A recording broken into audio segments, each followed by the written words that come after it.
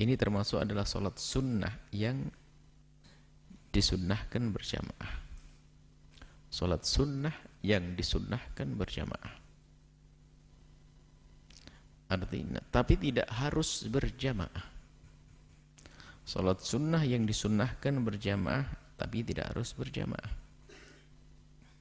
Artinya yang siapapun yang tidak bisa melaksanakan sholat kusuf dan khusuf ini dengan berjamaah, maka dia boleh melakukan sendiri-sendiri.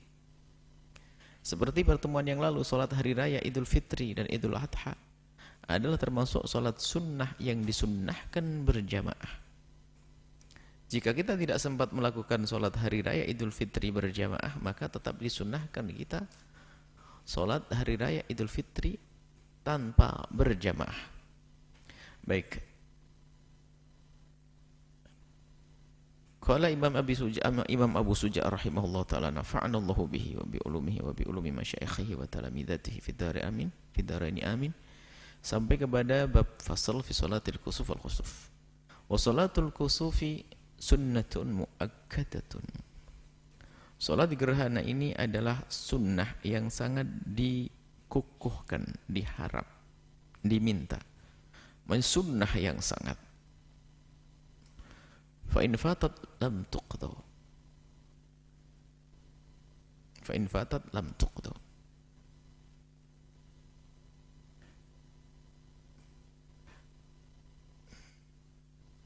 Ini adalah satu sholat sunnah, kalau sudah kelewat waktunya sudah nggak ada qadha lagi. Sementara sholat sunnah yang lainnya jika kelewat waktunya bisa diqadha.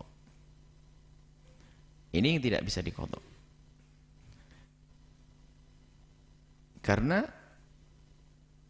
sholat itu dilakukan karena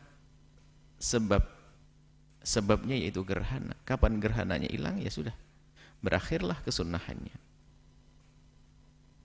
Yaitu apa? Waktul injila, ya, disebut dengan di saat injila kamil, ya, di saat matahari sudah tampak sempurna atau rembulan tampak sempurna, berakhirlah waktu itu, waktu untuk kita memulai, ingat bukan menyempurnakan, memulai sholat kusuf. Kalau menyempurnakan, iya, misalnya kita lagi sholat kusuf karena sholatnya kan panjang, tahu-tahunya matahari sudah tersingkap dari gerhananya, maka tetap kita melanjutkannya. Artinya kalau sudah matahari sudah tampak kembali, rembulan sempurna kembali, saat itu sudah tidak ada lagi kita memulai untuk sholat kusuf atau khusuf.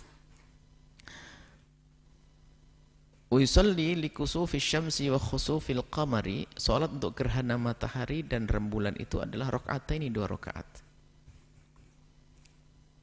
Cuman fi kulli raka'atin qiyamani. Setiap 1 rakaat ada 2 kali berdiri. Kalau qiyamani berarti harus ada ruku'ani. Karena enggak akan disebut 2 berdiri kecuali dikasih jeda. Tidak akan disebut 2 kecuali harus ada pemisah. Jadi berdiri, ruku', berdiri lagi, baru ruku'. Berarti qiyamani, otomatis ruku'ani. Yutilul qira'ata fihima, dianjurkan membaca yang panjang di dalam sholat gerhana tersebut. Wa ruku'ani, dengan 2 ruku' di setiap 1 rakaat. Yutilu tasbih fihima dunas sujud, tapi dianjurkan memperpanjang tasbih di sini. Adapun sujudnya tidak. Ini yang disampaikan oleh Imam Abi Suja. Akan tapi orang yang datang setelah beliau adalah mentarjih yang lainnya, bahwasanya rukuk diperpanjang sama seperti memperpanjang, sujud diperpanjang seperti rukuk. Artinya yang disebutkan oleh Imam Abi Suja ini tidak dipakai oleh ulama-ulama yang datang setelahnya, seperti Imam Nawawi dan yang lainnya. Artinya sujudnya juga disunahkan untuk diperpanjang. Setelah melakukan sholat 2 rakaat, wa yakhtubu ba'daha khutbataini, disunahkan khutbah 2 khutbah. Rukun khutbahnya sama, rukun syaratnya sama di dalam sholat Jumat. Artinya khutbah yang berlaku di hari Jumat itu berlaku di dalam sholat kusuf dan khusuf. Wa yusirru fi kusufi syamsi. Kalau kita rembulan, gerhana matahari, sir. Bacaannya pelan, seperti sholat duhur.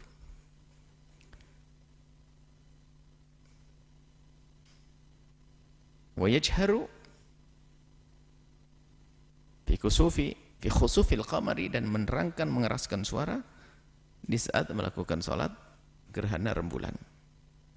Nah, di dalam sholat ini kita simpulkan ada 3 martabat. Martabat yang pertama adalah yang paling sempurna. Dan ini yang paling tidak dilakukan.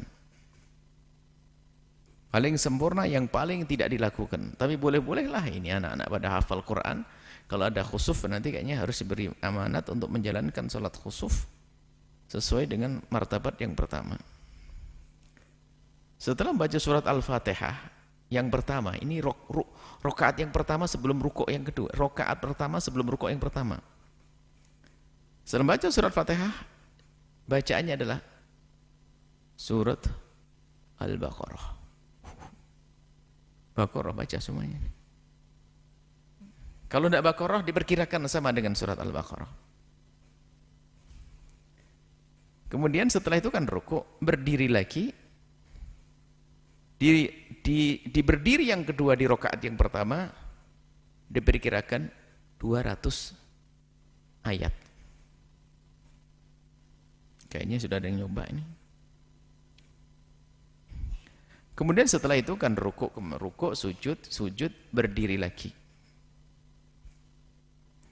Kemudian di berdiri yang pertama di rakaat yang kedua itu perkiraan setelah baca surat Fatihah baca ayat kurang lebihnya 150 ayat.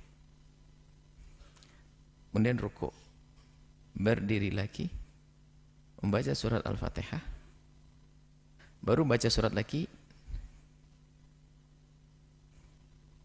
diperkirakan 100 ayat. Diperkirakan seperti Baqarah, kemudian 200, 150, 100. Hitung berapa ayat? Nah, kayaknya berapa juz itu? 5 juz sepertinya. Nah, bismillah, coba diamalkan nanti. Nunggu gerhana nanti. Jadi siapnya dari awal. Ini adalah martabat yang pertama. Sampai dikisahkan di sebuah tempat ada orang mengamalkan ini. Pertama adalah jamaahnya banyak. Waktu dia salam sendirian rupanya. Yang lain sudah pada bubar. Martabat yang kedua adalah seperti sholat subuh, sholat rakaat subuh, seperti sholat duha, 2 rakaat. Cuman rukuknya saja didobel, itu saja. Ini martabat yang kedua, yaitu dengan 4 rukuk, 2 rakaat dengan 4 rukuk sudah. Ini martabat yang kedua. Ini umum dilakukan ini. Adapun martabat yang ketiga, ya mungkin sendiri di rumah atau lagi buru-buru atau malas dan sebagainya, cukup seperti 2 rakaat duha. Martabat yang ketiga. Sah. Kemudian setelah itu khutbah. Ada yang berdiri 1 khutbah. Syarat rukunnya adalah seperti di dalam khutbah Jumat. Baik, sampai sini insyaallah masalah salat.